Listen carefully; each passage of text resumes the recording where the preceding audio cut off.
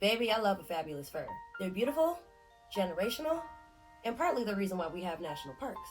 My name's Amber, and welcome back to Black Fashion History in 90 seconds. The passing down of fur is an often unrecognized tradition in the Black community. Think of it as passing down fashion. Your parents, your grandparents, your aunties, uncles, your elders, and so forth. All them fly ones. I bet they had at least one fur, right? From muffs to coats to pelts and so forth. Black families have passed these across generation to generation as a way of prophesizing future prosperity and splendor. But it goes further back than that. Actually, it goes back several millennia. But furs are more than just luxury items. They're investments. But with a great investment comes great responsibility. Typically, furs are stored below 50 degrees with a humidity below 50%. Meet Jean-Baptiste Pointe-du-Sable, a Black fur trader who established his post in the late 1770s, where we know today as Chicago. Beaver, otter, skunk, raccoon, and fox pelts became pretty popular and in high demand, especially as America moved west. Of course, this created a rift amongst the indigenous who have been doing this for centuries.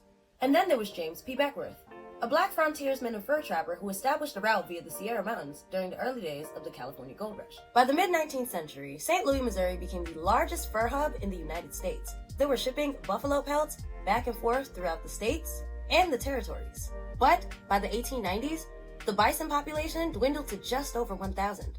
With animal advocacy increasing, the American fur trade began to decline. It also played a crucial role in why national parks were created.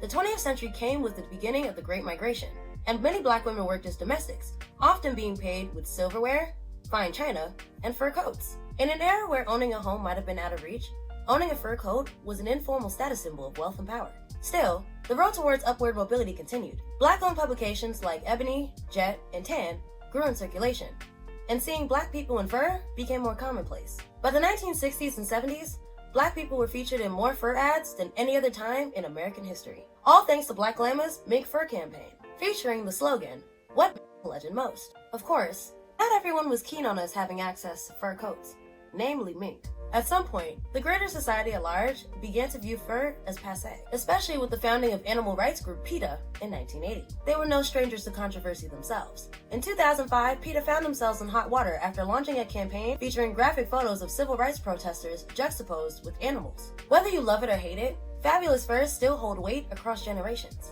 continuously remaining a staple of flyness and glamour across the African diaspora. So if you got it, flaunt it.